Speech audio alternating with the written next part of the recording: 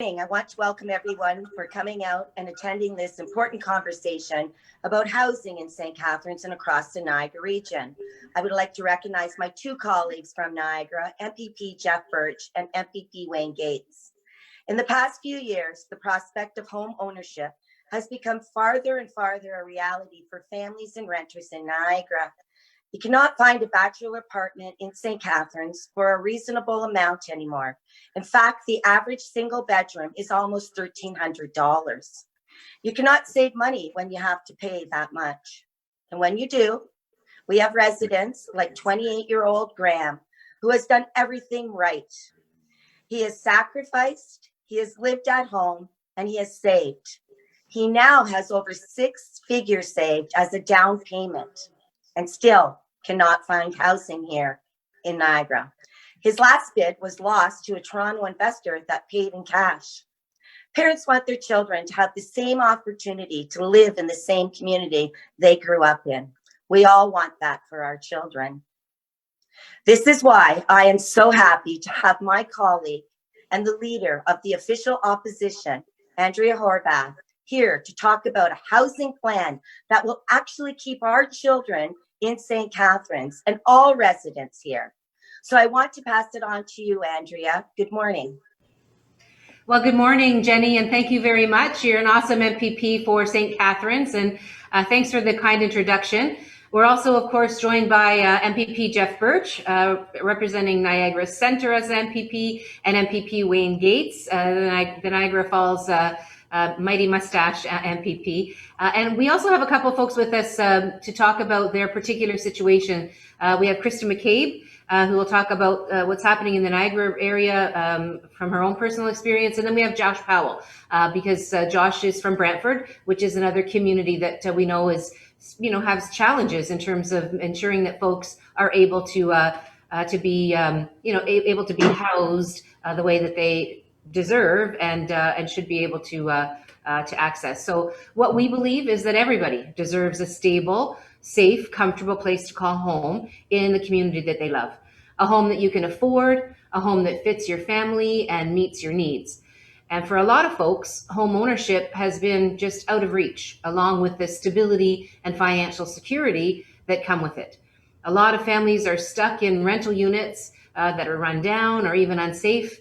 Other families are forced to live in, kind of cramped conditions that are unable to afford bigger homes that can accommodate their growing or multi-generational families. People are priced out of the neighborhoods that they love, forced to move away from family, away from a place that they grew up. At the same time, affordable housing and assisted living spaces have become harder and harder to find. Ontario's wait list for affordable housing has grown to more than 185,000 families, and 35% of the people waiting are seniors. Ontarians know we didn't get here overnight. Finding a good home you can afford has been getting harder and harder for decades. The Liberals had 15 years to make things easier for Ontario families, and they chose not to. They let landlords hike the rent in between each tenant. They cut public housing to help pay for corporate tax cuts. They let billionaire speculators snatch up the bulk of properties, forcing Ontario families to compete over what was left. Over just a couple of years, Doug Ford has made things worse. It's gone from bad to worse by scheming to help his billionaire investors and developer buddies.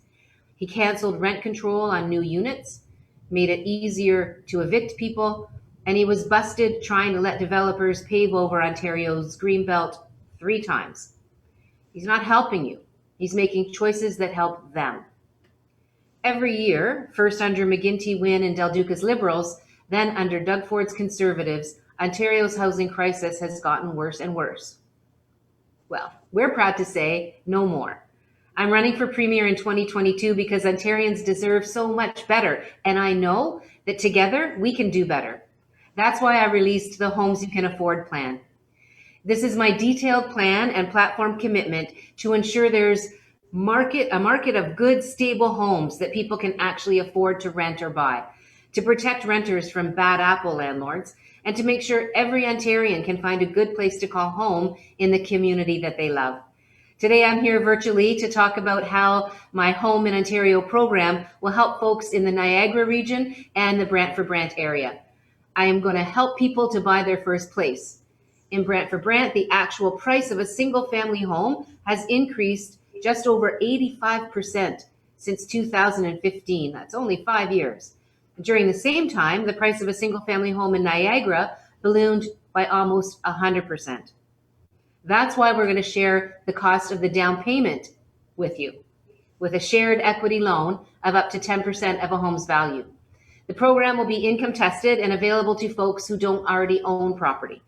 The loan won't come due until the homeowner sells or moves out.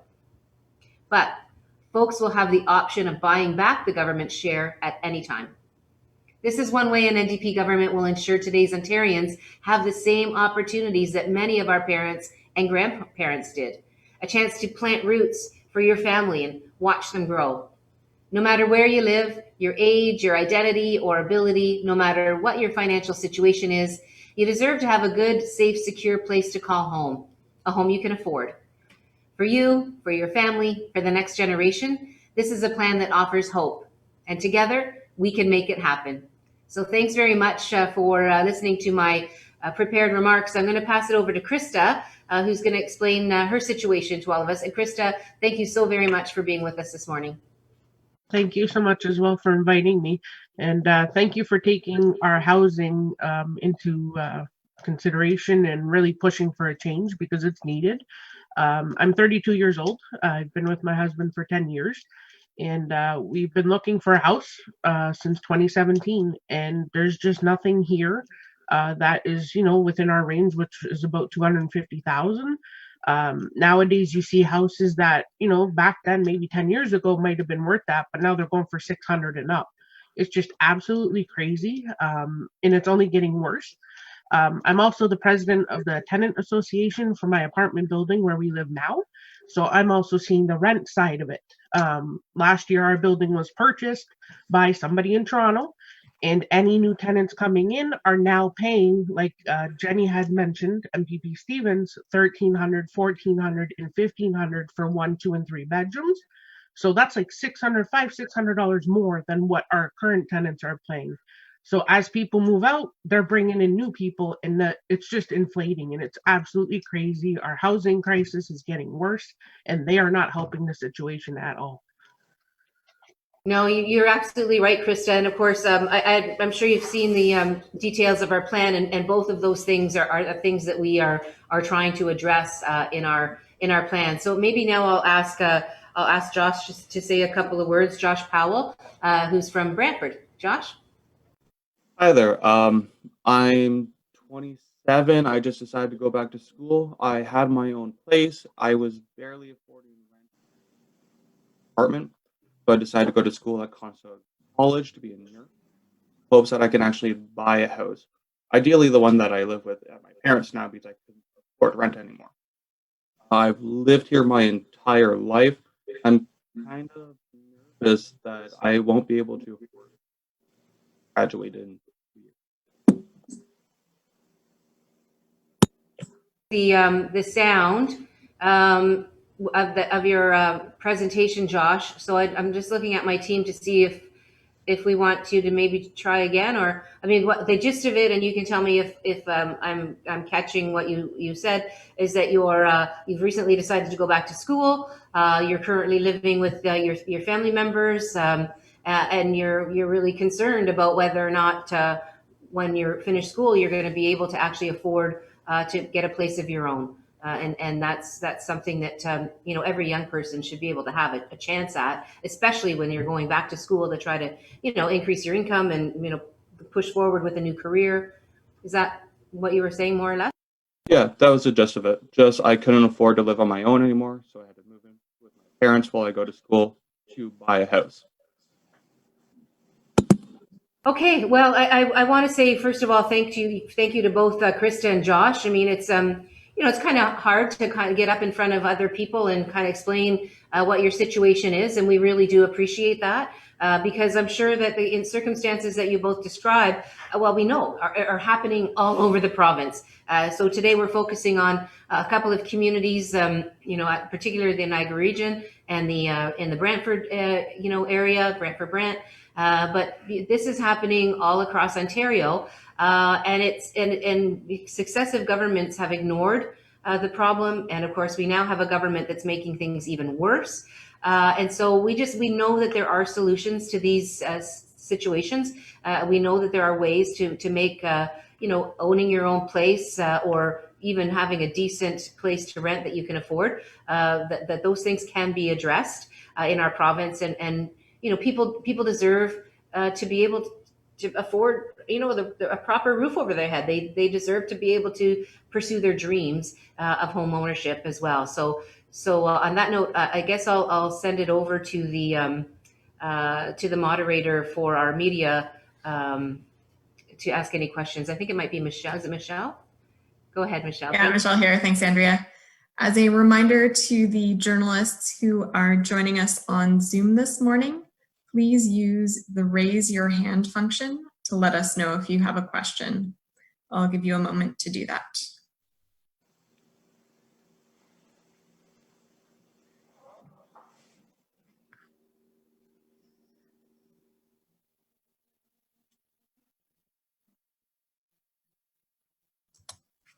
I don't see any questions at the moment, so I will turn it back to you, Andrea, for any wrap up.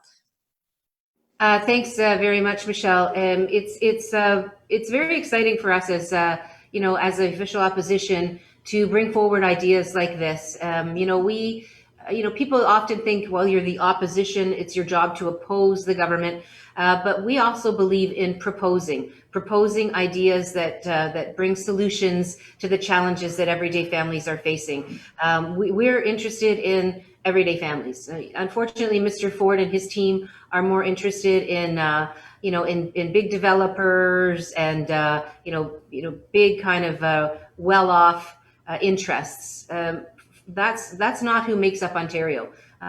People like Krista and Josh is who makes up Ontario, and we need to look after their ability to build a great life here for themselves and for their future. And so that's why our plan is very, very clearly focused on enabling folks to get their own home, helping folks with affordable rental housing, and also ensuring that we don't enable the market to continue to spin out of control with speculation and other kinds of things that are happening that really keep the market at a place where regular people can't afford it.